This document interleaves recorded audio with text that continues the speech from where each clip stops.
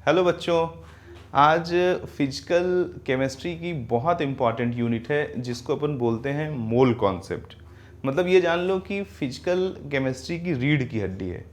बहुत सारे बच्चों के डिमांड करने पे मैंने उसको एक बार फिर से सोचा कि आप लोगों को बेहतर से बेहतर तरीके से पढ़ाया जाए, तो मैं एक अपना एफर्ट डालने चल रहा हूँ। होप कि आपको काफ़ी अच्छा लगेगा और चीज़ें आपको बहुत अच्छे तरीके से क्लियर होंगी। देखो बच्चों, अगर आपको मोल कॉन्सेप्ट के बारे में जानना है तो सबसे पहली चीज़ आपको मास ऑफ प्रोटॉन कितना होता है मालूम होना चाहिए। और वैसे लगभग लोगों को मालूम रहता है, जिन्हें नहीं मालूम है मैं बता देता।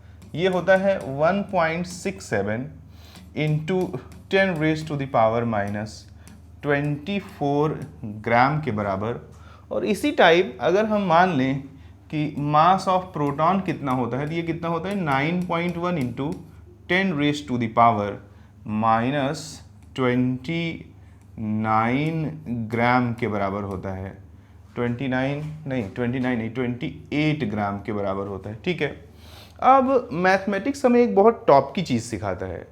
जो मैथमेटिक्स हमें सिखाता है वो ये बताता है, देखो जैसे कोई रेशियो है, मान लो कहीं लिखा है 10/2, तो ये रेशियो आपको एक बहुत हिडन मैसेज प्रोवाइड कर रहा है। देखिए कि क्या आप इसे ले सकते हैं। अगर रेशियो आ रहा है 5, तो ये क्या बता रहा है, ज़रा एक बार गौर से समझने की कोशिश करिए।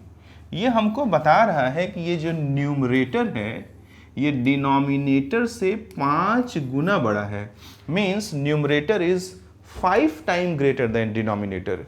इसका मतलब क्या हुआ? इसका सिंपल मतलब है कि कोई रेशियो हमें ये बताता है कि न्यूमरेटर डिनोमिनेटर से कितने गुना भारी है या कितने गुना बड़ा है। साधारण शब्दों में बोलें तो हमें कोई भी रेशियो ये बताता है कि न्यूमरेटर डिनोमिनेटर से कितने गुना बड़ा है। तो अगर बच्चों हमें ये पता लगाना हो कि mass of proton mass of electron से कितने गुना ज़्यादा है, तो इसके लिए हमें सिंपल मैथमेटिकल रूल लगाना पड़ेगा कि mass of proton upon mass of electron लिखेंगे। ये है 1.67 इंटू 10⁻⁻24 ग्राम। और सेम टाइम अगर हम लोग डिवीज़न करते हैं इससे 9.1 इंटू 10⁻⁻28 ग्राम, तो ये 1835 के आसपास आता है। एग्जैक्ट नहीं कह सकता, 1835 1836 के आसपास आता है। यहाँ से ये तो हमें पता लग गया कि जो मास ऑफ प्रोटॉन है वो थोड़ा मोड़ा नहीं, 1835 गुना, means 1835 time greater than the mass of electron. ये कोई छोटा मोटा डिफरेंस नहीं है। ये रेशियो हमको बता रहा है कि mass of proton is 1835 time greater than the mass of electron. और सेम टाइम मैं कह सकता हूँ कि mass of electron is 1835 time lesser than the mass of proton. तो दोनों के मास में एक बहुत बड़ा डिफरेंस है। तो आज आप लेक्चर शुरू होने से पहले एक अपने आप से प्रतिज्ञा ले लीजिए कि जब भी हम किसी भी चीज़ का मास निकालेंगे तो वहाँ इलेक्ट्रॉन के मास को काउंट नहीं करेंगे। उसके पीछे का सिंपल लॉजिक है कि इलेक्ट्रॉन का मास बहुत बहुत बहुत बहुत कम होता है in compare to mass of proton and mass of neutron. लगभग मास ऑफ न्यूट्रॉन, लगभग बोल रहा हूँ एग्जैक्टली नहीं, मास ऑफ प्रोटॉन के बराबर होता है। ठीक है। तो यहाँ हम एक बहुत बेसिक बात जाने कि ड्यूरिंग द कैलकुलेशन ऑफ, अगर आप नोट्स बनाए तो इसको जरूर लिखिए कि during the calculation of mass of any species we will not consider the mass of electron. यानी किसी भी चीज़ का जब हम लोग मास निकालेंगे तो उसमें हम कभी भी इलेक्ट्रॉन के मास को भाई लोगों कंसीडर नहीं करेंगे। ये आपको मैं मान लूँ कि समझ में आ गया होगा। इतनी बात बहुत ही आसान है। हमने देखा कि मास ऑफ प्रोटॉन जो कि मास ऑफ न्यूट्रॉन के बराबर होता है वो कितना है। हमने देखा कि मास ऑफ इलेक्ट्रॉन वो कितना है। फिर मैंने देखा कि कोई एक वैल्यू किसी दूसरी वैल्यू से कितने गुना बड़ी है, इसके लिए हमें बड़ी वैल्यू को छोटी वैल्यू से डिवाइड करना पड़ता है। तो हमने डिवाइड करके देखा कि जो प्रोटॉन का मास है वो इलेक्ट्रॉन के मास से थोड़ा मोड़ा नहीं, it is greater than around 1835 time. अब भाई अगर कोई जितना बड़ा है तो उसको अपन नेग्लेक्ट कर सकते हैं, जो नेग्लेक्ट ना करना चाहे तो उससे मैं एक छोटा सा क्वेश्चन पूछता हूँ, क्या वो मुझसे ऐसी शर्त लगाएगा क्या कि मैं उसे एक मुक्का मारूं, नहीं कि मैं उसको, वो मुझे एक मुक्का मारे और मैं उसे 1835 मुक्के मारूं? ऐसा शर्त कोई मूर्ख ही लगा सकता है। कैसी शर्त? फिर से बोल देता हूं कि वो मुझे मारे एक मुक्के और मैं उसको कितना मारूं? 1835 मुक्के। क्यों ऐसी शर्त कोई बच्चा नहीं लगाएगा? क्योंकि मेरे द्वारा मारा गया मुक्का उसके द्वारा मारे गए मुक्के के कंपेयर में थोड़ा मोड़ा नहीं, बहुत ज़्यादा है, इसलिए वो ऐसी मूर्खतापूर्ण शर्त नहीं लगाएगा। सेम चीज़ को अगर हम लोग केमिस्ट्री में अप्लाई कर लें तो हम लोग पाएंगे कि मास ऑफ प्रोटॉन थोड़ा मोड़ा नहीं, बहुत ज़्यादा है। किससे? मास ऑफ इलेक्ट्रॉन से। इसलिए कभी भी किसी भी एटम का मास निकालते समय हम लोग कंसीडर नहीं करेंगे क्या? मास ऑफ इलेक्ट्रॉन। ठीक है, अगर इतनी बात आपको समझ में आ जाती है तो आगे का खेल हम लोग शुरू करते हैं काफ़ी परफेक्ट तरीके से, और उम्मीद करेंगे कि बातों को मैं आपको बढ़िया तरीके से समझा सकूं। तो देखिए, इसके बाद हम लोग पढ़ेंगे रिलेटिव एटॉमिक मास। रिलेटिव एटॉमिक मास बहुत टॉप की चीज़ है और उसको समझना, उससे रिलेटेड कॉन्सेप्ट्स को जानना, ये बहुत ही इम्पॉर्टेंट रोल प्ले करता है हमारे मोल कॉन्सेप्ट में। तो देखिएगा, सबसे पहले अब हम लोग पढ़ेंगे किसके बारे में? अब हम लोग पढ़ेंगे रिलेटिव एटॉमिक मास के बारे में। तो देखिए, रिलेटिव एटॉमिक मास क्या होता है?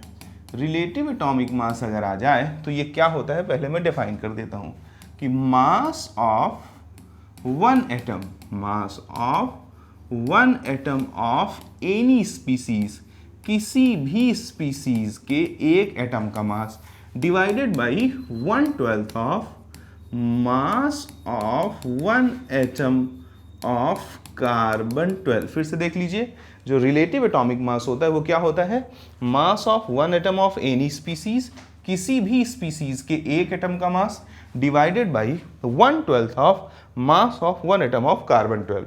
यानी अगर इसको हम डेप्थ में जाने, इसको हम एहसास करने की कोशिश करें तो एहसास क्या होगा कि रिलेटिव एटॉमिक मास हमें ये बताता है कि रिलेटिव एटॉमिक मास हमें ये बताता है कि किसी भी स्पीसीज के एक एटम का मास कार्बन 12 के 1/12 से कितने गुना भारी है।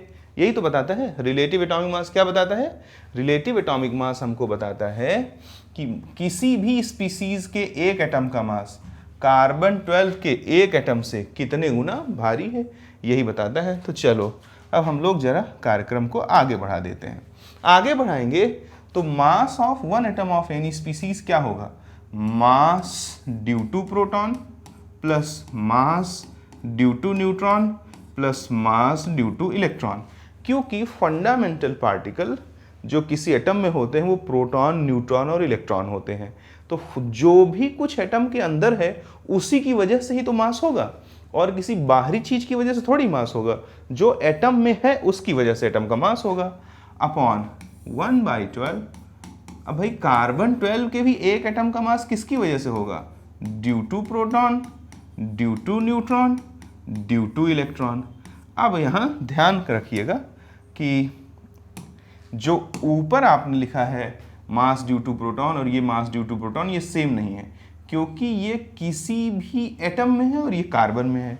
तो किसी भी एटम में प्रोटॉन की वजह से मास और कार्बन के एटम में प्रोटॉन की वजह से मास सेम होगा, ये ऐसा बिल्कुल भी कहा नहीं जा सकता, क्योंकि नंबर ऑफ प्रोटॉन्स क्या होते हैं? अलग अलग होते हैं। और अच्छे से समझा देता हूँ, 10th पास किए हुए बच्चे के लिए सबसे बड़ा चैलेंज रहता है, तो मैंने भी लेक्चर को बिल्कुल बेसिक लेवल पे डिलीवर करने की सोची है। तो देखो, मास ड्यू टू इलेक्ट्रॉन, ये तो 0 होगा, ये मानोगे या ये भी नहीं मानोगे? ये तो भाई मानना पड़ेगा, क्योंकि अभी तुमने देखा कि मास ऑफ इलेक्ट्रॉन थोड़ा मोड़ा नहीं, लगभग कितना लगभग 1835 गुना कम होता है किससे? मास ऑफ प्रोटॉन से और मास ऑफ न्यूट्रॉन से। तो इसके रिस्पेक्ट में इसे हम नेग्लेक्ट कर सकते हैं, बिल्कुल कर सकते हैं, इसमें कोई दिक्कत वाली बात नहीं है। अब जरा अगर हम इसको नेग्लेक्ट कर सकते हैं तो आगे जरा बात को ध्यानपूर्वक देखिए। यहाँ हमने लिखा RAM की अगर अपन बात करते हैं तो जरा देखिए कि RAM कितना आ गया हमारा। क्या प्रॉब्लम हो गया भाई, क्या दिक्कत है, क्या दिक्कत है बरखुरदार को? देखिए अगर हम यहाँ देखते हैं अच्छा मैं थोड़ा उधर चला जा रहा था RAM को, तो जरा आप भी बात को समझिए, मैं थोड़ा तब तक अपनी जगह को साफ कर लेता, ठीक है। अब जरा देखें RAM की बात करता है तो मास ड्यू टू प्रोटॉन, इसको मैं ऐसे समझा देता हूँ बहुत सिंपल से लैंग्वेज में। बच्चों देखो, जैसे अगर कोई तुमसे कहे कि एक बैग है, उस बैग में आम है, टोटल 10 आम है, एक आम का वजन है 5 किलोग्राम, तो बैग का टोटल वजन कितना होगा? तो आप झट से बोल देंगे 50 किलोग्राम। आप यहाँ तो झट से बोल देते हैं, लेकिन अगर मैं पूछूं कि मास ड्यू टू प्रोटॉन किसी एटम में क्या होगा, तो बच्चों का बिल्कुल दिमाग गायब हो जाता है। क्यों गायब हो जाता है? क्योंकि वो शुरू से मैथ पे काम नहीं किया रहता है। देखो आपने क्या किया, एक बैग था, उसमें 10 आम थे, एक आम का वजन 5 किलोग्राम था, बैग का टोटल वजन आपने फट से बता दिया 50। कैसे बताया? आपने लिखा total mass equals to number of mango into mass of 1 mango. तो वैसे ही यहाँ देखिए आप क्या लिखेंगे, अगर मैं बात करूँ रिलेटिव एटॉमिक मास की, तो मास ड्यू टू प्रोटॉन क्या होगा? Number of proton into mass of 1 proton. Similarly mass due to neutron क्या होगा? Number of neutron into mass of 1 neutron. ऐसे ही नीचे आ जाइए 1/12। कार्बन में प्रोटॉन्स के नंबर कितने होते हैं? 6, तो number of proton into mass of 1 proton. Carbon में न्यूट्रॉन्स कितने होते हैं? वो भी 6 होते हैं, तो 6 इंटू मास ऑफ 1 न्यूट्रॉन। ये बात हो गई। यानी कि फिर से बता देता हूं, जो मास ड्यू टू प्रोटॉन होगा, प्रोटॉन की वजह से मास, वो क्या होगा? प्रोटॉन की संख्या multiplied by mass of 1 proton. जैसे आपने क्या लिखा था कि एक बैग था, उसमें 10 आम थे, एक आम का वजन 5 किलोग्राम था, टोटल वजन कितना हुआ? Number of mango into mass of 1 mango. Similarly कोई एक एटम है, उसमें प्रोटॉन्स की संख्या है मान लो x, और एक प्रोटॉन का जो वजन है वो कितना है? सपोज कर लो mp, तो टोटल वजन ड्यू टू प्रोटॉन क्या हो जाएगा? Number of proton into mass of 1 proton, that's it. तो यहाँ देखें, अब अगर मैं बोलूँ कि मास ऑफ प्रोटॉन और मास ऑफ न्यूट्रॉन ये तो आपस में लगभग क्या होते हैं? बराबर होते हैं। तो अगर ये आपस में बराबर होते हैं तो मैं क्या कर सकता हूँ? मैं ऐसे लिख सकता हूँ, देखो रिलेटिव एटॉमिक मास ये किसके बराबर हो गया? यहाँ मैं मास ऑफ न्यूट्रॉन की जगह मास ऑफ प्रोटॉन रिप्लेस कर सकता हूँ। तो जरा देखो, तो यहाँ क्या हो जाएगा? नंबर ऑफ प्रोटॉन, इसको मैं कैपिटल P से रिप्रेजेंट कर दे रहा हूँ। सपोज करो कि नंबर ऑफ प्रोटॉन को कैपिटल P से और नंबर ऑफ न्यूट्रॉन को मैं कैपिटल N से रिप्रेजेंट करता हूँ, तो P प्लस N हो जाएगा और कॉमन क्या हो जाएगा?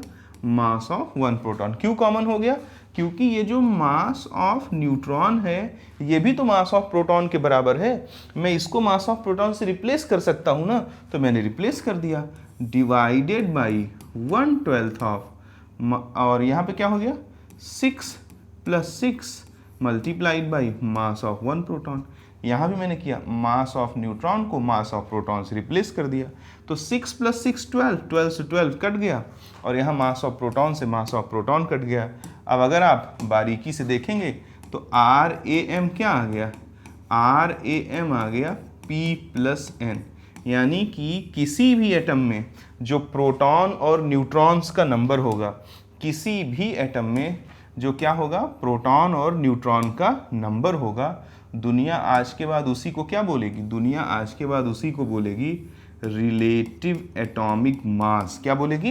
Relative atomic mass means relative atomic mass is nothing, it is just the number of what? Number of proton and neutron का सम। किसी भी एटम में आपको बिल्कुल रिलैक्स रहना है। क्या करना है? किसी भी एटम में टोटल प्रोटॉन काउंट कर लो, टोटल न्यूट्रॉन काउंट कर लो, दोनों को सम कर दो, तो दोनों का सम जितना आएगा उसी को क्या बोला जाएगा? रिलेटिव एटॉमिक मास बोला जाएगा। उम्मीद करता हूँ कि इतनी बातें आपको समझ में आई होंगी। समझ में आई है तो बहुत अच्छी बात है, और अगर नहीं आई है तो बिल्कुल भी अच्छी बात नहीं है। अब हम लोग आगे की तरफ अगर चलें तो आगे की तरफ हम देखेंगे कि इसके बाद क्या आ जाएगा, एटॉमिक मास आ जाएगा। तो एटॉमिक मास को अब हम समझेंगे। अब तक हमने क्या समझा, रिलेटिव एटॉमिक मास। अब क्या समझेंगे, एटॉमिक मास। तो एटॉमिक मास सुन के क्या लग रहा है, मुझे तो सुन के यही लग रहा है भाई कि mass of one atom, mass of one atom of any species, किसी भी स्पीसीज के एक एटम का जो मास होगा उसी को अपन क्या बोलेंगे, उसी को अपन एटॉमिक मास बोलेंगे। ठीक है, तो अगर ये भी बात समझ में आ जाती है तो आगे चलते हैं। अब आता है एटॉमिक मास यूनिट। क्या आएगा, सबसे पहले क्या आया, रिलेटिव एटॉमिक मास। रिलेटिव एटॉमिक मास क्या था, मास of one atom of any species divided by 1/12 of mass of one atom of carbon 12। वहाँ हमने देखा कि रिलेटिव एटॉमिक मास किसके बराबर होता है, प्रोटॉन और न्यूट्रॉन्स के नंबर के सम के बराबर होता है। फिर हमने देखा एटॉमिक मास के बारे में, it is just simply mass of one atom of any species. अब हम किसके बारे में देखेंगे, अब हम देखेंगे एटॉमिक मास यूनिट के बारे में। तो भाई लोगों ये थोड़ा इम्पॉर्टेंट है, इसको थोड़ा अच्छे से समझिएगा। देखिए एटॉमिक मास यूनिट को शॉर्ट में AMU से लिखा रहता है। तो ये होता क्या है, 1/12 of mass of one atom of carbon 12 किसके बराबर होता है, 1/12 of mass of one atom of carbon 12। तो जरा देखो यहाँ हमने क्या कर दिया, 1/12 mass of one atom of carbon 12 क्या होगा, mass due to proton plus mass due to neutron plus mass due to electron. तुमने अभी थोड़ी देर पहले प्रॉमिस किया था कि सर जी जब तक केमिस्ट्री पढ़ेंगे इलेक्ट्रॉन के मास को कंसीडर नहीं करेंगे। क्यों नहीं करेंगे, क्योंकि इलेक्ट्रॉन का मास प्रोटॉन और न्यूट्रॉन के मास के कंपेयर में थोड़ा मोड़ा नहीं, कितना 1835 टाइम कम होता है। तो मैंने इसको कितना मान लिया, चलो इज अप्रॉक्स 0। तो ये क्या हो जाएगा 1/12। मास ड्यू टू प्रोटॉन क्या होगा, number of proton into mass of one proton. Mass due to neutron क्या होगा, number of neutron into mass of one neutron हो जाएगा। अब हम लोग जानते हैं कि mass of proton can be replaced by mass of neutron, और vice versa we can say that mass of neutron can be replaced by the mass of proton. तो यहाँ पे हम लोग क्या लिख सकते हैं, 1/12 देखिए जरा 1/12 और कितना हो जाएगा ये, इंटू 6 + 6 और into mass of one proton. 12 से 12 कट गया तो 1 AMU एटॉमिक मास यूनिटी किसके बराबर आ गया, मास ऑफ प्रोटॉन जो कि क्या होता है 1.672 इंटू 10⁻⁻24 ग्राम। बहुत ही इंपॉर्टेंट कन्वर्जन है, कहीं भी अगर आपको दे देगा कि 1 AMU to how much gram, तो बच्चे इसको डायरेक्टली याद करते हैं। ये है तरीका, ऐसे आप उसको डेराइव भी कर सकते हैं। तो हमने क्या देखा, सबसे पहले हमने देखा रिलेटिव एटॉमिक मास। रिलेटिव एटॉमिक मास में हमने देखा ये क्या होता है, प्रोटॉन और न्यूट्रॉन के सम के बराबर है। इसकी कोई यूनिट वगैरह नहीं होती है। अगर किसी भी एटम का आपसे रिलेटिव एटॉमिक मास पूछता है तो कुछ नहीं करने की जरूरत है, सिंपली आप क्या बोल दीजिए, प्रोटॉन और न्यूट्रॉन के नंबर का सम, वही क्या कहलाएगा, रिलेटिव एटॉमिक मास। और फिर उसके बाद आपने क्या देखा, एटॉमिक मास। एटॉमिक मास तो बहुत बेसिक चीज़ है भाई लोगों, क्या है, मास of one atom of any species. फिर आपने क्या देखा, आपने देखा atomic mass unit. Atomic mass unit की बात की जाए तो ये क्या होती है, ये होती है मास ऑफ प्रोटॉन के बराबर। कैसे होती है ये देख लीजिए, आपके सामने लिखा हुआ है कैसे होती है। तो उम्मीद करता हूँ कि ये भी आपको समझ में आया होगा। अब ये देखिए, ये लिखा क्या है, ये लिखा है कि relation between relative atomic mass and atomic मास। तो देखिए ये रिलेशन बहुत ही आसानी से डिराइव किया जा सकता है। हमने पढ़ा था कि रिलेटिव एटॉमिक मास क्या होता है, तो देखिए क्या होता है, बताइए क्या होता है। रिलेटिव एटॉमिक मास होता है मास of one atom of any species, किसी भी स्पीसीज के एक एटम के मास को किससे डिवाइड करेंगे, 1/12 of mass of one atom of carbon 12। Carbon 12 के एक एटम के 12वें हिस्से से, 1/12 मतलब जैसे एक आप एप्पल ले लीजिए, उसको 12 बराबर हिस्सों में काट दीजिए, तो उसका जो एक हिस्सा होगा वो क्या कहलाएगा, 1/12 ऑफ एप्पल। वैसे ही एक कार्बन एटम के 12वें हिस्से से, the 12th part of one carbon atom, यानी जो हम डिवीजन करेंगे वो किससे करते हैं, एक कार्बन एटम के 12th पार्ट से, तो उसी को हम लोग क्या बोल देते हैं, mass of 1/12 of mass of one atom of carbon 12। ठीक है, तो चलिए अगर हम आगे बढ़ते हैं तो रिलेटिव एटॉमिक मास, आगे बच्चों जरा देखिएगा, आगे आए अगर हम लोग, तो ये क्या लिखा है, मास of one atom of any species, इसी को अपन बोलते हैं एटॉमिक मास, और 1/12 of mass of one atom of carbon 12, इसको क्या बोलते हैं, इसको अपन बोलते हैं AMU। बोलो हाँ, बिल्कुल सच सी बात है एकदम, इसमें कोई कंफ्यूज होने वाली बात तो है नहीं कहीं से कहीं तक, कि 1/12 of mass of one atom of carbon 12 is known as 1 MU, that's it. तो यहाँ पे अगर हम लोग देखें तो एटॉमिक मास क्या हो गया, RAM इंटू, यानी रिलेटिव एटॉमिक मास में हम लोग मल्टीप्लाई कर देंगे किससे, AMU से, this is the atomic mass. यानी कि ये बहुत ही इंपॉर्टेंट बात है, तो मैं यहाँ कुछ पॉइंट बना देता हूँ जो आप ज़रूर जानिएगा। सबसे पहली बात, रिलेटिव एटॉमिक मास क्या था, P+N, यहाँ साफ साफ प्रूफ हो जाता है, it is the number of proton and neutron, यानी कि इसका कोई यूनिट, इसकी कोई यूनिट नहीं होती। सिमिलरली अगर अपन बात करते हैं एटॉमिक मास की, तो ये क्या होता है, RAM इंटू AMU, यानी एटॉमिक मास की क्या होती है, यूनिट होती है।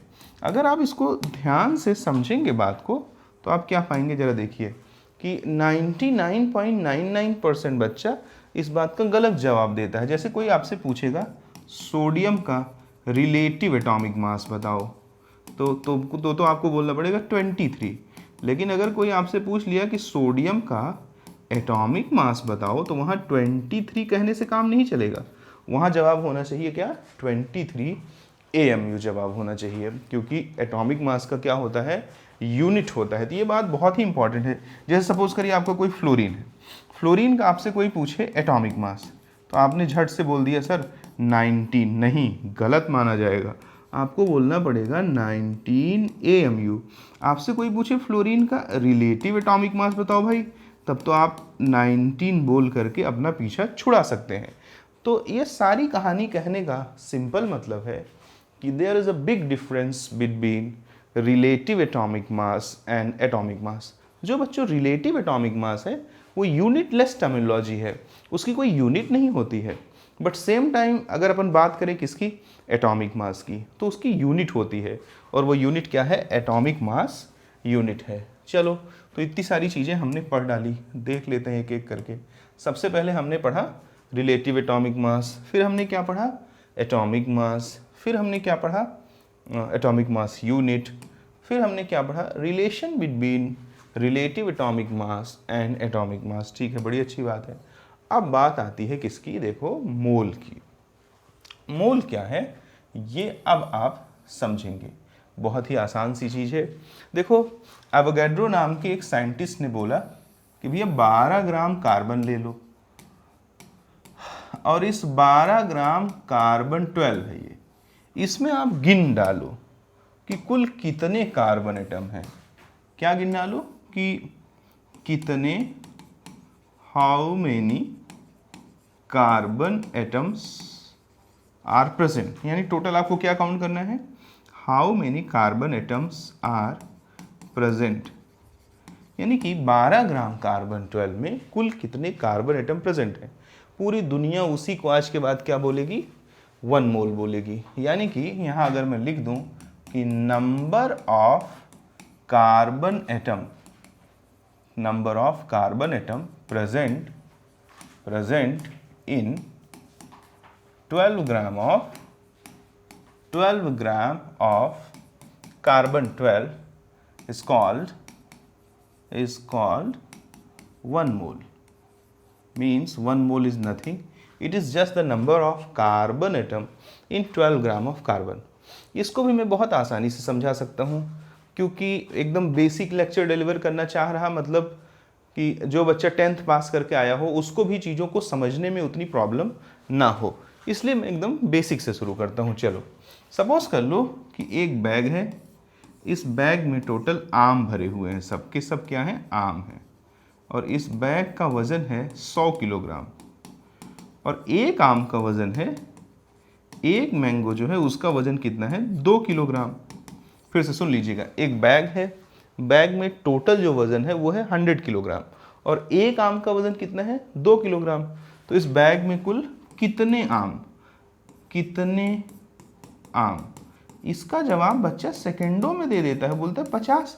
एक आम 2 किलोग्राम का है और टोटल वजन 100 किलोग्राम है। इसका मतलब सर सिंपली इतना साधारण क्वेश्चन आप मुझसे क्यों पूछ रहे हैं, इतना कमजोर नहीं हूं मैं तो उसका जवाब सर तुरंत दे दूंगा, 50 आएगा आंसर। भैया सरकार, बाबू साहब, राजा रानी, भैया देखो जरा, इसका जवाब तो आप दे देते हो, लेकिन जब मैं आपसे बोलता हूं कि 12 ग्राम कार्बन 12 में कितने कार्बन एटम होंगे तो वहां आप जवाब ही नहीं देते हो। तो इसलिए पूछ रहा हूं, इसलिए बता रहा हूं। यहां आपने क्या किया, आपने लिखा number of mango equals to total mass divide by mass of one mango. तो इससे क्या मिल गया हमको, number of mango. Similar concept यहां लगा देंगे हम, यहां लिखेंगे नंबर ऑफ कार्बन एटम, ये क्या हो जाएगा, total mass of carbon 12 divided by total mass of carbon 12 divided by mass of one carbon 12 atom. तो टोटल मास कार्बन 12 का कितना है, कार्बन 12 का जो टोटल मास है वो कितना है, 12 ग्राम है। और एक कार्बन एटम का मास यानी एटॉमिक मास, भाई मास of one carbon 12 atom means what, it means it is representing atomic mass. और हम जानते हैं कि एटॉमिक मास भाई लोगों क्या होता है, जरा देखो, एटॉमिक मास होता है P+N इंटू AMU, जो कि अभी आपने देखा। तो यहाँ लिख दिया आपने 12 ग्राम और कार्बन में P+N कितना आ गया, 12, और इंटू ये क्या हो गया, AMU, 12 से 12 कट गया। अब जरा देखो, नाइंसाफ़ी हो जाएगी, ऊपर मास है ग्राम में, नीचे मास है AMU में, तो सिमिलर यूनिट में कन्वर्ट कर लो, ये हो गया 1 ग्राम और नीचे क्या आ गया 1.672 इंटू 10 की पावर -24 ग्राम। भाई 1 AMU इक्वल्स टू इतना ही तो ग्राम आता है। आपने पीछे देखा है कि नहीं, देखो मैं स्लाइड दिखा देता हूँ, आपने पीछे प्रूफ कर रखा है, ये देखिए 1 AMU इक्वल्स टू 1.672 इंटू 10⁻⁻² ग्राम। उसी का मैंने इस्तेमाल किया और इस्तेमाल करके क्या कर दिया, जरा देखिए मैंने क्या कर दिया, ये कर दिया 1 AMU की जगह क्या लिख दिया, 1.67 इंटू 10⁻⁻²4। तो देखिए जब इसको आप सॉल्व करेंगे ना तो ये आ जाएगा 6.023 इंटू 10⁻23, यानी कि 12 ग्राम कार्बन 12 में जो हमारे पास कार्बन आया वो कितना आया, 6.023 इंटू 10⁻23। इसी को कहते हैं Na, एवोगैड्रो नंबर भी इसी को कहते हैं, एवोगैड्रो नंबर भी इसी को कहते हैं। तो उम्मीद करता हूँ कि आपको समझने में ज़रूर थोड़ी बहुत आसानी हुई होगी कि 1 मोल कुछ नहीं होता है, ये सिर्फ क्या है कि 12 ग्राम कार्बन में जो कार्बन एटम का नंबर होगा उसी को पूरी दुनिया क्या बोलती है, उसी को पूरी दुनिया बोलती है 1 मोल, जिसको हम इस तरह से निकाल सकते हैं, जो कि किसके बराबर आता है, 6.023 इंटू 10⁻23। अब इस बात को समझ लेना, किस बात को, जैसे कि एक दर्जन, जैसे कि मैं लिख दूं 1 डजन, एक दर्जन में कोई चीज़ कितनी होती है, 12 होती है। जैसे आप ये जानते हैं कि एक दर्जन केले का मतलब 12 केला, एक दर्जन सेब का मतलब 12 सेब, एक दर्जन लड़के का मतलब 12 लड़का, एक दर्जन कॉपी का मतलब 12 कॉपी, एक दर्जन कार का मतलब 12 कार, एक दर्जन फ़ोन का मतलब 12 फ़ोन। सिमिलरली आप जान लीजिए कि 1 मोल का मतलब क्या होता है, 1 मोल का मतलब होता है 6.023 इंटू 10⁻23। मीन्स अगर कोई आपसे बोलता है 1 मोल एटम, इसका मतलब कितने एटम, 6.023 इंटू 10⁻23 एटम। आपसे कोई बोलता है भाई 1 मोल लड़के थे, तो कितने लड़के थे 6.023 इंटू 10 की पावर 23 लड़के। आपसे कोई बोलता है 1 मोल इलेक्ट्रॉन, कितने इलेक्ट्रॉन 6.023 इंटू 10 की पावर 23। आपसे कोई बोले 1 मोल प्रोटॉन, कितने प्रोटॉन 6.023 इंटू 10 की पावर 23। यानी कि बुद्धिमान आदमी के लिए इतना पर्याप्त है कि जैसे कोई एक चीज एक दर्जन में कितनी होती है 12, the number of things associated with 1 dozen is how much is 12। Similarly कोई चीज एक मोल में कितना होती है, एक मोल में होती है 6.023 इंटू 10 की पावर 23। ठीक है, तो ये बेसिक्स थे। बेसिक्स अगर हमारे अच्छे से हो जाए तो भाई सारी समस्या ही खत्म हो जाती है। फिर क्वेश्चन शुरू हो जाता है। क्वेश्चन को शुरू करने से पहले थोड़ा मैं आपको रिलैक्स देता हूँ। देखो कुछ चीज़ें मैं अपनी बोलता हूँ। मोल निकालने के इतनी सी जगह ले लूँगा, ज़्यादा नहीं। मोल को निकालने के कुल मेनली 4 मेथड हैं। 4 मेथड हैं। पहला है when amount of substance is given in gram. When amount of substance given in ग्राम। तो ये आज की हेडिंग है, मतलब आज जो भी क्वेश्चंस हम लोग करेंगे वो सब इसी पे बेस्ड होगा। किस पे? कि जब अमाउंट ऑफ सब्सटेंस दिया हो किसमें, ग्राम में। ये मेथड 1 है। ऐसे ही कल पढ़ा दूंगा मेथड 2, परसों पढ़ा दूंगा मेथड 3 और बाद में पढ़ा दूंगा मेथड 4। मेथड 4 थोड़ा सा ज़्यादा जानकारी चाहिए तो उसको थोड़ा ब्रेक करके पढ़ाऊंगा, यानी उसको मैं डायरेक्ट नहीं पढ़ा सकता। जैसे मेथड 1 आज पढ़ा देंगे, मेथड 2 कल पढ़ा देंगे, मेथड 3 परसों पढ़ा देंगे, बट मेथड 4 के लिए मुझे और भी कई सारी जानकारी आपको देनी पड़ेंगी, तब आप कन्वीनियंटली उसको हैंडल कर पाएंगे। बट उसमें कोई दिक्कत वाली बात नहीं। चलो तो देखो भाई, जब भी कभी अमाउंट ऑफ सब्सटेंस ग्राम में दिया हो तो आपको ये फॉर्मूला याद रखना है। मोल होता है amount of substance in gram divided by molar मास। अब ये मोलर मास एक चीज़ आ गया तो भाई इसको भी समझाना पड़ेगा कि मोलर मास क्या होता है। सुन के क्या लग रहा है, अभी क्वेश्चन को बाद में देखना। मोलर मास क्या होता है? मोलर मास मीन्स क्या, एक मोल का मास। और क्या होता है? एक मोल का मास यानी कितने पार्टिकल का mass, 6.023 into 10 raise to the power 23 particle का मास। एटम है तो एटम, मॉलिक्यूल है तो मॉलिक्यूल, आयन है तो आयन। यानी मोलर मास का मतलब क्या हो गया कि एक मोल का मास। तो देखो, और एक मोल में कोई चीज़ कितनी होती है, 6.023 इंटू 10 रेज़ टू पावर 23 होती है। अब जरा देखो, एक बहुत टॉप की चीज़ बताता हूँ आपको। मोलर मास जो होता है वो क्या होता है, P+N इंटू ग्राम। और जो मॉलिक्यूलर मास होता है, मॉलिक्यूलर मास वो क्या होता है सरकार, वो होता है P+N इंटू AMU। बड़ी टॉप की चीज़ है, बहुत काम आएगा आपको, मतलब ये साइंस में आपका भयंकर हेल्प करेगा। क्या कि मोलर मास क्या होता है, P+N इंटू ग्राम, और मॉलिक्यूलर मास क्या होता है, P+N इंटू AMU। अब कुछ ऐसे भी खिलाड़ी लोग रहते हैं तो दोनों एक ही तो है यार, इसमें क्या अंतर है। अरे भाई दोनों में जमीन आसमान का अंतर है। एक बार समझ को तो देखिए, मॉलिक्यूलर मास का क्या मतलब है। मॉलिक्यूलर मास का सिंपल मतलब है एक मॉलिक्यूल का मास, और मोलर मास का क्या मतलब है, एक मोल का मास। यानी कि एक मोल का मास यानी कितने मॉलिक्यूल, 6.023 इंटू 10⁻23 मॉलिक्यूल। और मॉलिक्यूलर मास यानी अकेले एक मॉलिक्यूल। तो बहुत ज़्यादा अंतर है। जैसे एक केले का वजन और एक दर्जन केले का वजन, दोनों में डिफरेंस है कि नहीं। वैसे ही एक मॉलिक्यूल के वजन में और एक मोल मॉलिक्यूल के वजन में सेम वही डिफरेंस है जो एक केले के वजन में और एक दर्जन केले के वजन में था। तो इसमें कंफ्यूज मत होइएगा।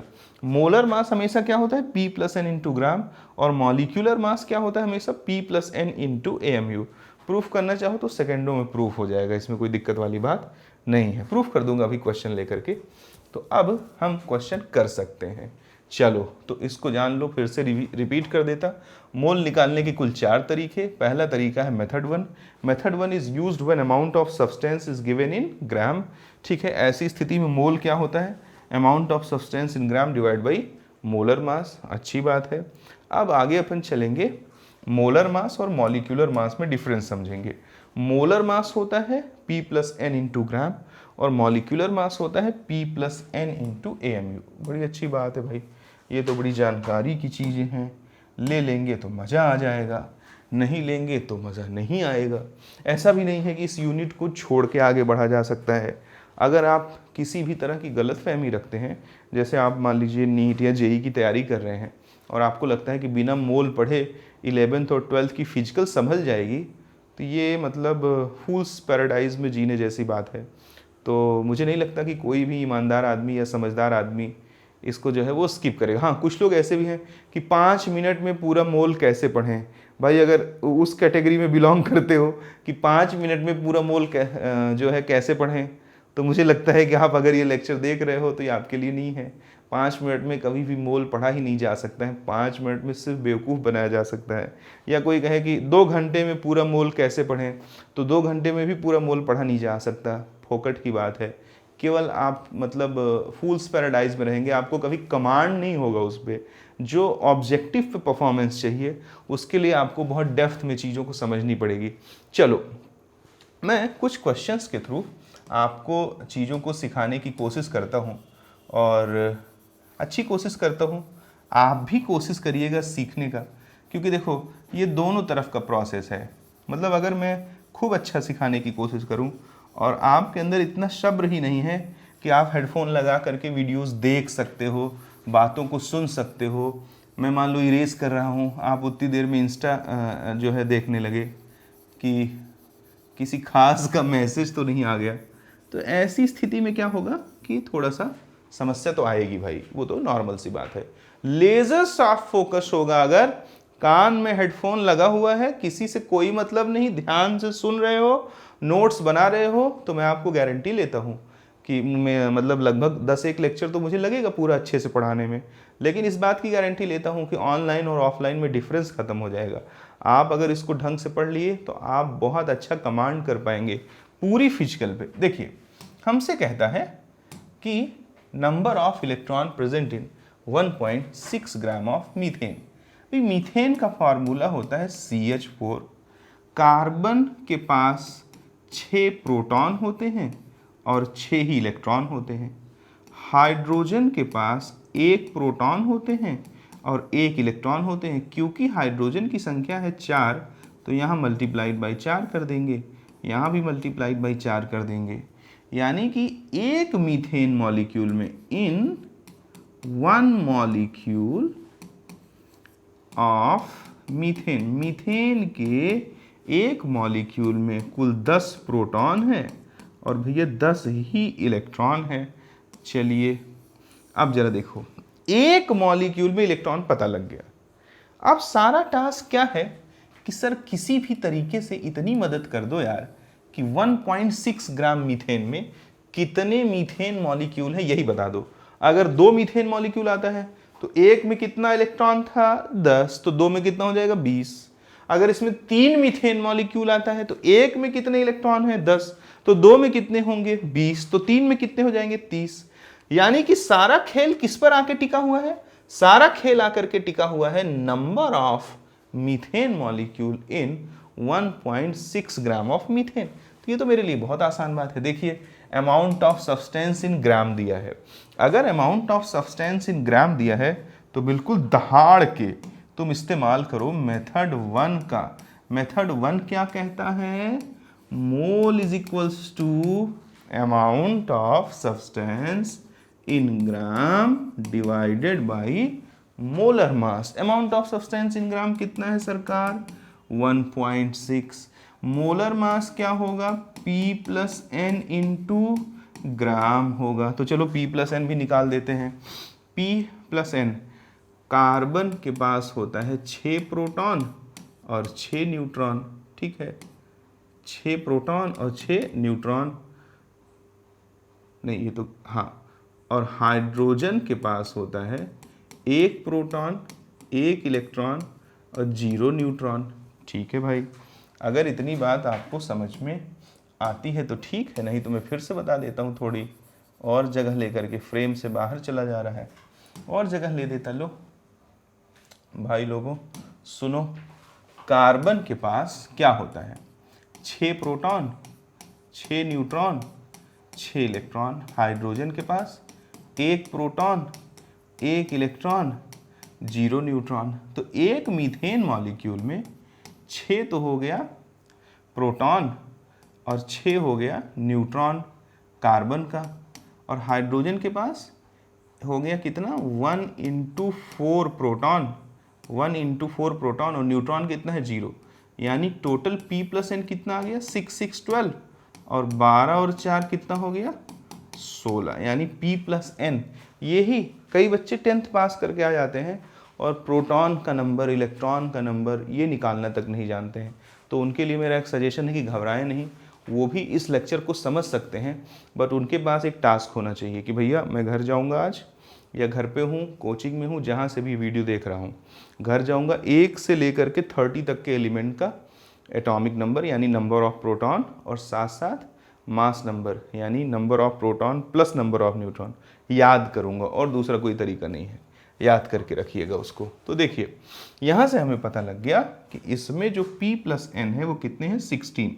तो अपन क्या लिख देंगे, 1.6 / 16, तो कितना आ गया 0.1 मोल। ठीक है, अब जरा देखो, अगर इसका 1 मोल होता, 1 मोल मीथेन में कितने मीथेन होते, 6.023 × 10⁻23।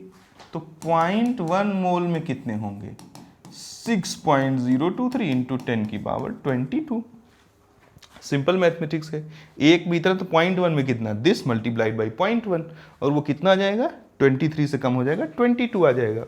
तो ये तो सब लोगों को आना ही आना चाहिए। ठीक है, अब हमें ये क्या पता लग गया कि 0.1 मोल मीथेन में कितने मीथेन मॉलिक्यूल हैं, तो कितने हैं, 6.023 × 10⁻22। अब हमारा टारगेट क्या था, क्या पता लगाना, हमारा टारगेट था नंबर ऑफ इलेक्ट्रॉन पता लगाना। एक मीथेन मॉलिक्यूल में टोटल कितने इलेक्ट्रॉन हैं, 10 इलेक्ट्रॉन हैं, और नंबर ऑफ मीथेन मॉलिक्यूल कितना आ गया, इतना। तो देखो, number of electron in 0.1 mole methane बोलूं या बोलूं 1.6 ग्राम मीथेन, दोनों का मतलब सेम है, क्योंकि जब मास 1.6 ग्राम था तभी मोल 0.1 था। तो चाहे मैं बोलूं 0.1, चाहे मैं बोलूं 1.6 ग्राम, दोनों का मतलब सेम है। 0.1 मोल मीथेन ही 1.6 ग्राम मीथेन है।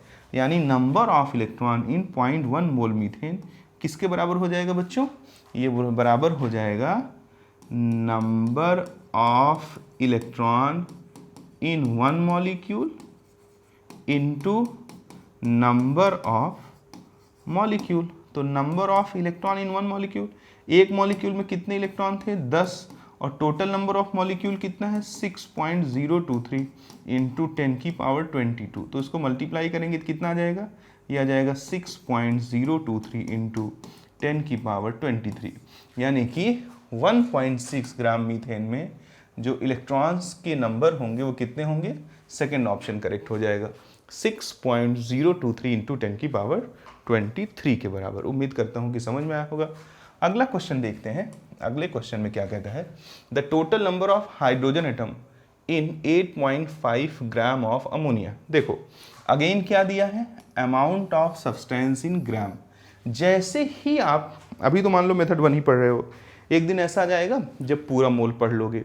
जब पूरा मोल पढ़ लोगे तो कब किस मेथड को लगाना है, इसको जानने के लिए कॉन्क्रीट कॉन्सेप्ट होना चाहिए कि नहीं होना चाहिए अपने पास। तो याद रखना कि जैसे ही आपने देखा कि अमाउंट ऑफ सब्सटेंस दिया है इन ग्राम, तुरंत आपका काम क्या शुरू हो जाएगा, भैया इसमें क्या लगेगा, इसमें लगेगा मेथड 1। तो मेथड 1 लगा दीजिए। मेथड 1 क्या कहता है, मेथड 1 कहता है mole is equals to amount of substance in gram divided by molar mass.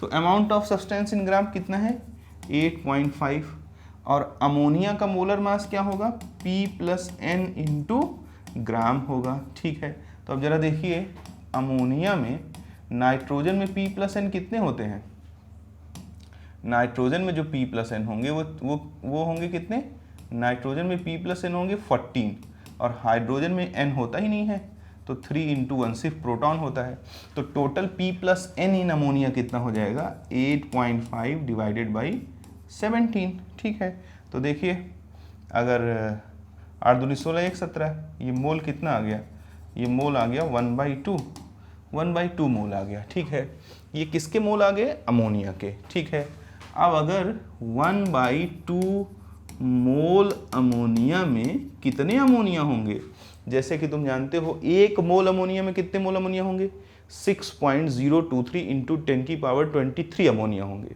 1 mole ammonia में जो अमोनिया मॉलिक्यूल होगा वो कितना होगा 6.023 इंटू 10 की पावर 23। जैसे 1 दर्जन केले में कितने केले होते हैं 12, 1 दर्जन सेब में कितने सेब होते हैं 12, वैसे 1 मोल केले में कितने केले होते हैं 6.023 इंटू 10 की पावर 23।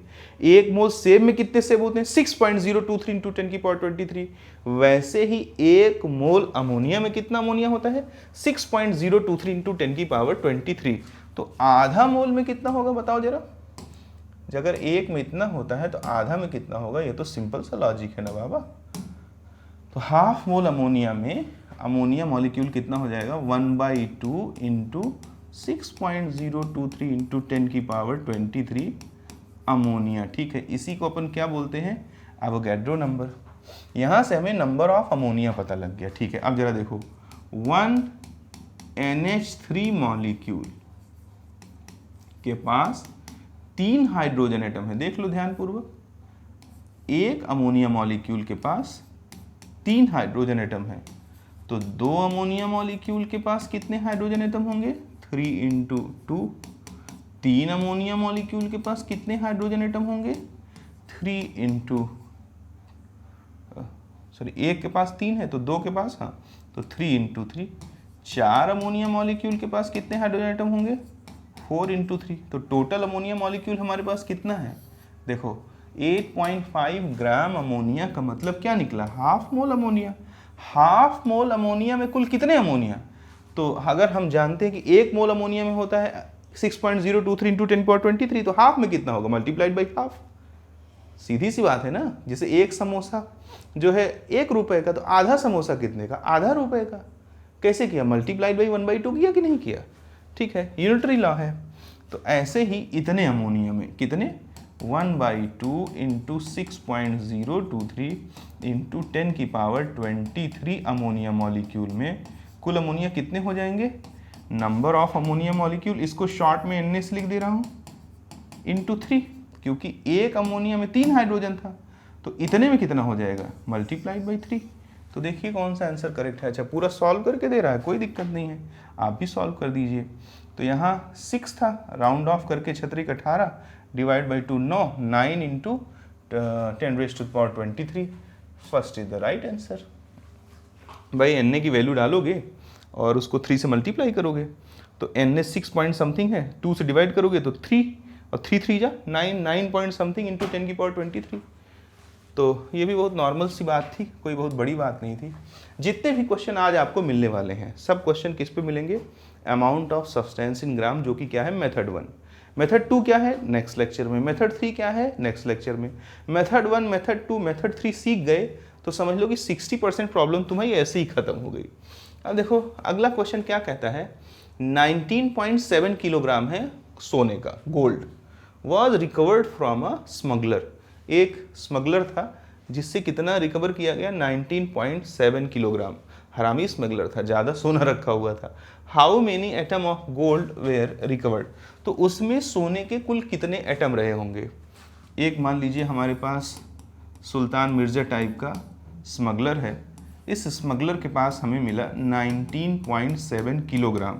जैसे ही आपने मास देखा तुरंत आपकी बुद्धि हरी हो जानी चाहिए कि amount of substance in gram की जगह किस में दिया है kilogram. It's okay, no problem, I will convert it in gram. तो 19.7 multiplied by 1000, then it will converted into the gram. तो कितना हो जाएगा 19700, 000 नहीं आएगा क्योंकि 1 डिजिट पे क्या आ जाएगा डेसिमल। तो मैं ऐसे लिख देता हूँ, यानी इतना ग्राम, एक स्मगलर था उसके पास इतना ग्राम सोना रिकवर हुआ। बड़ी अच्छी बात है। आगे क्या होगा, कह रहा है इसमें कुल सोने के कितने एटम हैं। तो ये तो मेरे लिए बहुत छोटी सी बात है।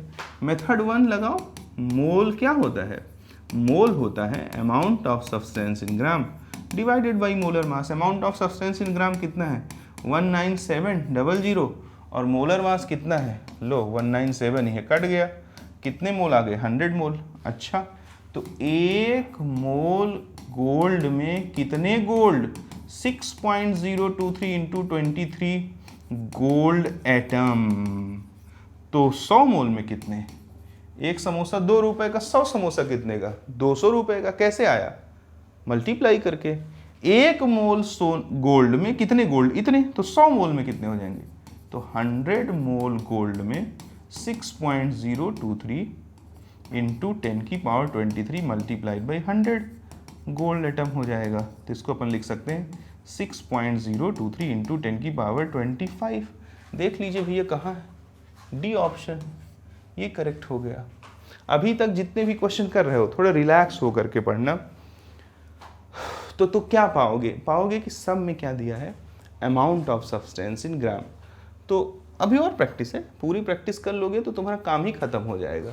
बड़ी मेहनत से बनाया हूँ भाई, बैठा हूँगा, टाइम निकाला होगा, सेम टाइप के क्वेश्चंस दिमाग से पैदा किया होगा, बुक से निकाला होगा, अलग अलग मॉड्यूलों से निकाला होगा। इसलिए किस लिए कि आपका कुछ अच्छा हो सके। मतलब मुझे लगता है कि मैं इसको काफ़ी बेहतर तरीके से सिखा सकता हूँ अगर कोई आदमी इसको ध्यान से सुने तो अब जब इतनी मेहनत करके चीज़ें की गई हैं तो इनका अच्छे से नोट्स बनाना।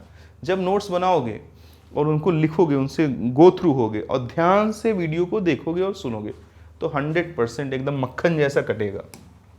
देखो इस क्वेश्चन को देखो, कहता है which among the given is correct for 10 gram of calcium carbonate. इनमें से 10 ग्राम कैल्शियम कार्बोनेट के लिए क्या सही है। कैल्शियम कार्बोनेट का मोलर मास 100 होता है, मुझे तो याद है, आप निकाल डालेंगे, धीरे धीरे सीखेंगे तो आपको भी आने लगेगा।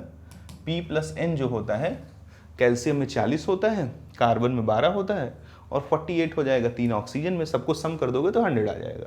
कहता है which among the given is correct for 10 gram of calcium carbonate. ठीक है, पहला ऑप्शन कह रहा है इट कंटेन्स 1 ग्राम एटम। हाँ बड़ा इंपॉर्टेंट है ये, देखो बड़ी बदतमीज लाइन है। ग्राम एटम का मतलब होता है मोल, ये चीज हमेशा ध्यान रखिएगा। ग्राम एटम का मतलब क्या होता है, ग्राम एटम, ग्राम आयन, ग्राम मॉलिक्यूल, ये मोल का ही समझ लो दूसरा नाम है। तो देखो अगर हम मोल्स ऑफ निकालें कैल्शियम कार्बोनेट, तो कैल्शियम कार्बोनेट के मोल कितने हो गए, कैल्शियम कार्बोनेट के मोल हो जाएंगे amount of substance in gram divided by molar मास। अब जरा देखो amount of substance in gram कितना है, अमाउंट ऑफ सब्सटेंस इन ग्राम है 10 और मोलर मास कितना है 100, तो कितना आ गया 0.1 मोल आ गया कैल्शियम कार्बोनेट का। तो क्या कह रहा है, इट कंटेन्स 1 ग्राम एटम यानी 1 मोल ऑफ कार्बन। देख लेते हैं तो कैल्शियम कार्बोनेट के एक मॉलिक्यूल में कितना कार्बन है, एक कार्बन एटम है, तो 0.1 मोल में 0.1 होगा। देखिए जैसे अगर देखो और अच्छे समझाता, देखो थोड़ा ध्यान दीजिएगा। अगर मैं कहूं 1 मॉलिक्यूल किसका, कैल्शियम कार्बोनेट का, के पास 1 कार्बन एटम है, तो 2 मॉलिक्यूल के पास कितना होगा 2 कार्बन एटम, तो 6.023 इंटू 10 की पावर 23 मॉलिक्यूल के पास कितना होगा। जब एक के पास एक था, 2 के पास 2 है, तो 6.023 इंटू 10 की पावर 23 के पास कितना होगा 6.023 इंटू 10 की पावर 23 कार्बन होगा। ये 0.1 मोल है। तो 0.1 मोल यानी जैसे देखो एक मॉलिक्यूल के साथ एक है, 2 के साथ 2 है, इतने के साथ इतना है, तो 0.1 मोल कैल्शियम कार्बोनेट के पास 0.1 मोल कार्बन होगा ना। लेकिन वो कितना कह रहा है 1 ग्राम एटम कार्बन, ये तो गलत हो गया। 1 ग्राम एटम का क्या मतलब होता है, 1 ग्राम एटम का ही मतलब होता है 1 मोल। बहुत इंपॉर्टेंट है, स्टार लगा के इसको लिखिएगा कॉपी में। अब आगे चलते हैं, दूसरा ऑप्शन देखते हैं। It contains 0.3 gram atom of oxygen. तो अब इसको मैं थोड़ा शॉर्ट में करूंगा, समझने की कोशिश करना। कैल्शियम कार्बोनेट के एक मॉलिक्यूल में 3 ऑक्सीजन है, तो 0.1 मोल में कितना होगा, 0.1 मोल में 3 इंटू 0.1 मोल ऑक्सीजन एटम होगा। इसको क्या बोलेंगे अपन, 0.3 मोल ऑक्सीजन एटम। 0.3 मोल ऑक्सीजन एटम बोलूं चाहे 0.3 ग्राम एटम बोलूं, दोनों सही है। तो ऑप्शन बी करेक्ट हो गया। ऑप्शन सी भी बता देता हूं कि क्यों इनकरेक्ट है। It contains 100 gram atom of oxygen. ये तो बिल्कुल गलत सी बात है। देखो कैसे कि 0.1 मोल कैल्शियम कार्बोनेट था, तो 0.1 मोल कैल्शियम कार्बोनेट में एक मॉलिक्यूल में कितना था, 3, तो 2 में कितना होगा, 3 इंटू 2, तो x में कितना होगा, 3 इंटू एक्स, तो 0.1 मोल में कितना होगा, 0.1 इंटू 3, तो टोटल मोल कितने हो गए उसके, 0.3 मोल ऑक्सीजन एटम हो गए। ये क्या कह रहा है गधा, ये कह रहा है it contains 100 gram atom of oxygen. Gram atom क्या होता है, ग्राम एटम का मतलब हो गया मोल, यानी 100 मोल ऑफ ऑक्सीजन, तो गलत हो गया। आगे कह रहा है it refer to 0.1 gram equivalent of calcium carbonate. हाँ, तो ग्राम इक्विवेलेंट ये अभी आप नहीं जानते हैं, आगे मैं आपको सिखाऊंगा, अभी थोड़ा अर्ली हो जाएगा। वैसे आपको आंसर तो आ ही गया होगा। आंसर क्या है इसका, इसका आंसर है सेकंड वाला। उम्मीद करता हूँ कि समझ में आया होगा। थोड़ा अच्छा क्वेश्चन है ये, इतना भी अच्छा नहीं है कि समझा ना जा सके। तो जैसे एक बार और बोलता हूँ, इस बात को सुनना, एक मॉलिक्यूल में कितना है, 1, 2 मॉलिक्यूल में कितना है, 2, तो इतने मॉलिक्यूल में कितना है, इतना, तो 0.1 में कितना होगा, 0.1। या ऐसे देख लो, और अच्छे से बता देता कि अगर अपन देखते हैं, देखो 0.1 मोल कैल्शियम कार्बोनेट मतलब कितना मॉलिक्यूल, 6.023 इंटू 10 की पावर 23 इंटू 0.1, जो कि सॉल्व करने पे 6.023 इंटू 10 पावर 22 मॉलिक्यूल आएगा। तो इतने मॉलिक्यूल में इतना कार्बन एटम होगा, कितना, 6.023 इंटू 10 की पावर 23, और इसी 22, इसी को अपन क्या बोल देंगे, 0.1 मोल कार्बन। नहीं समझा तो नहीं समझा, तो अभी ऐसे समझो। और एक तरीका लगाता, क्योंकि ये मेथड 2 में और समझाएंगे तो और अच्छे से क्लियर हो जाएगा। देखो बहुत सिंपल सी बात है, इतना घबराने वाली बात नहीं भाई। 1 रुपए का 1 समोसा, 2 रुपए का 2 समोसा, तो 3 रुपए का 3 समोसा। अगर इतना समझ में आता है तो अगर 1 रुपए का 1 समोसा है तो 1 दर्जन कितने का, 12 रुपए का ना। तो अगर एक मॉलिक्यूल में 1 एटम है तो 2 में 2 होगा, तो इतने में इतना होगा, तो इतने में इतना होगा, दैट्स इट। उम्मीद करता हूँ कि अब समझ में आया होगा। अभी भी नहीं समझ में आया होगा, थोड़ा टाइम लेगा, आप अपना अकल लगाइएगा, थोड़ा दिमाग पे जोर डालिएगा। अगला क्वेश्चन देखिए, कहता है how many oxygen atom are present in 14.6 gram of फलाना। ठीक है, फलाना कौन है भैया, देखो कौन है, देखते हैं इनको। चलो वाइट कलर ले लेते हैं। देखो 14.6, again amount of substance is given in gram. देखो मोल निकालो, मोल क्या हो जाएगा, amount of substance in gram divided by molar mass. Amount of substance in gram कितना दिया है, 14.6। मोलर मास कितना है, इसका मोलर मास निकाल दो। मैग्नीशियम का कितना हो जाएगा, 24, प्लस कार्बन का कितना हो जाएगा, 12, और ऑक्सीजन का कितना हो जाएगा, 16 इंटू 3, हाइड्रोजन का कितना हो जाएगा, 1, और ये सब कितने टाइम है, 3 टाइम। तो 14.6 अपॉन 24, ये 16 3 48, 48 2 50 10 60 1 61, 61 इंटू 3 कर देगा, तो 61 इंटू 3, तो कितना आ जाएगा, 14.6 डिवाइडेड बाई 24, नहीं ये 2 टाइम है, सॉरी 2 टाइम है ये, तो 2 टाइम किया तो 61 इंटू 2 करना पड़ेगा। ठीक है, 16 3 48, 48 2 50 10 60 1 61, ठीक है। तो कितना हो गया, 6 दूनी 12, यानी 24 प्लस 2 1 के 2 2 6 12।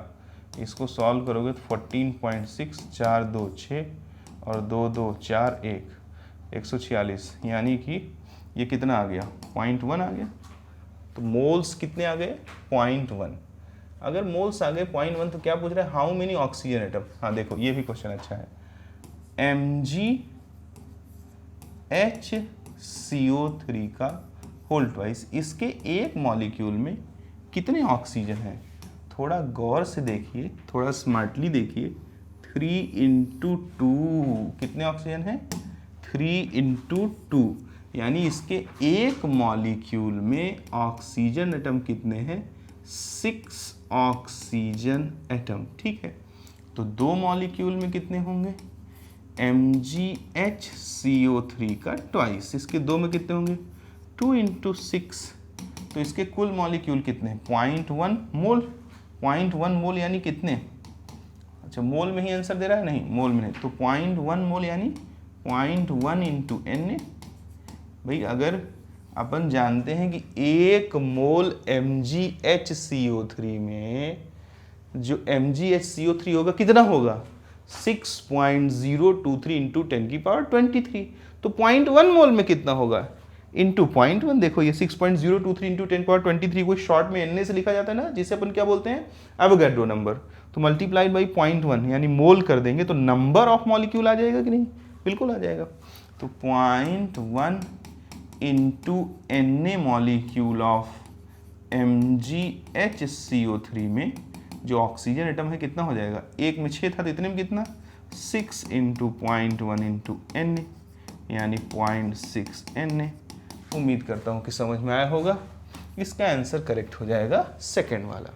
चलो आगे चल लेते हैं। आगे क्वेश्चन नंबर 7 देख लेते हैं। कहता है 1 atom of an element weighs इतना gram, its atomic mass is. किसी भी एलिमेंट का जो एक एटम है उसका वजन है इतना gram, its atomic mass is.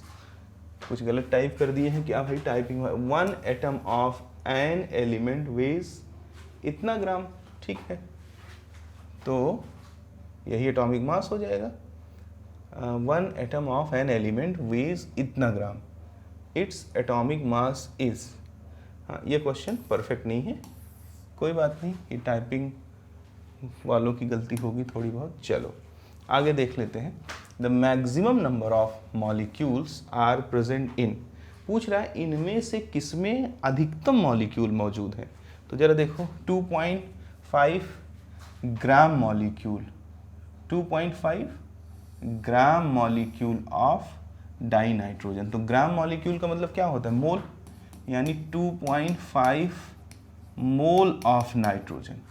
यहाँ कितना कह रहा है? इतना एटम, ठीक है। तो एटम दिया हो और मोल चाहिए तो मेथड 2 है, उसमें एवोगैड्रो नंबर से अपन डिवाइड कर देते हैं, यानी 3.1 इंटू 10 की पावर 24 डिवाइडेड बाई 6.023 इंटू 10 की पावर 23। एवोगैड्रो यही है मेथड 2। तो इसको अपन सॉल्व करेंगे तो ये कितना हो जाएगा?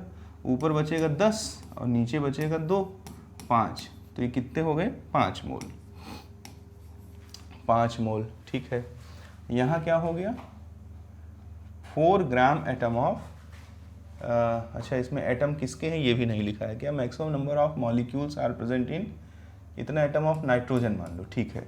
तो जब नाइट्रोजन एटम के 5 मोल आए तो देखो N2, एक N2 में 2 नाइट्रोजन होता है, तो 1 मोल N2 में 2 मोल N होगा, तो 1 मोल N में 1/2 मोल N2 होगा। यानी अगर नाइट्रोजन एटम मालूम हो तो X मोल N में X/2 मोल N2 होगा। यानी अगर हमें नाइट्रोजन एटम के मोल मालूम हो, उसको 2 से डिवाइड कर दे तो नाइट्रोजन मॉलिक्यूल के मोल आ जाएंगे। इसको 2 से डिवाइड कर दोगे तो 5 डिवाइड बाई 2, 2.5। ये किसके मोल आ गए? ये नाइट्रोजन मॉलिक्यूल के आ गए। आगे क्या कहता है? 4 gram atom, gram atom of nitrogen, यानी ये भी मोल है, यानी 4 mole of nitrogen. Gram atom कहा है यानी नाइट्रोजन एटम, तो नाइट्रोजन एटम के मोल है 4, तो N2 के मोल कितने हो जाएंगे? 4 डिवाइड बाई 2 यानी 2। और यहाँ क्या करें? 82 ग्राम ऑफ डाई नाइट्रोजन, 82 यानी यहाँ मेथड 1 लगा लो, 82। और नाइट्रोजन का P+N कितना होता है? 28, 28। तो इसको जब अपन सॉल्व करेंगे तो 4 बार भी नहीं जाएगा, ये 3 बार जाएगा, 3 बार जाएगा। तो 3 से ज़्यादा वैल्यू हमारे पास कहीं आई है? 3 से ज़्यादा वैल्यू तुम्हारे पास कहीं नहीं आई है। तो देख लेते हैं, ये अगर अपन इसको 3 × 24 और 3 दूनी 6, 6 2 8, 3 भी नहीं जाएगा, 3 से जस्ट कम होगा। तो हमारे पास देखो मैक्सिमम नंबर ऑफ मॉलिक्यूल पूछ रहा है, तो आपको मालूम होगा कि जिसके मोल, एक मोल में अगर एक मोल x है तो x की संख्या कितनी होगी, 6.023 इंटू 10⁻23 x होगा। यानी अगर किसी चीज़ का मोल बढ़ेगा तो वो चीज़ भी बढ़ेगी। यानी कि ट्रिक क्या है इसका कि जिसके मोल्स ज़्यादा होंगे उसके मॉलिक्यूल ज़्यादा होंगे। तो पहली स्थिति में मोल टोटल कितने आए, 2.5, दूसरे केस में भी कितने आए, एग्जैक्ट 2.5, तीसरे में कितने आए, 2। अब इसमें ज़रा देखो 2.5 से तो ज़्यादा आएगा, तो आंसर हमारा क्या हो जाएगा, ये हो जाएगा 82 हो जाएगा। यानी 82 ग्राम जो डाई नाइट्रोजन होगा उसमें जो मोल्स आएंगे वो कितना आएंगे, वो 3 के आसपास की वैल्यू होगी। तो 3 के आसपास की वैल्यू इनमें से कोई नहीं है, तो जिसके मोल ज़्यादा उसके मॉलिक्यूल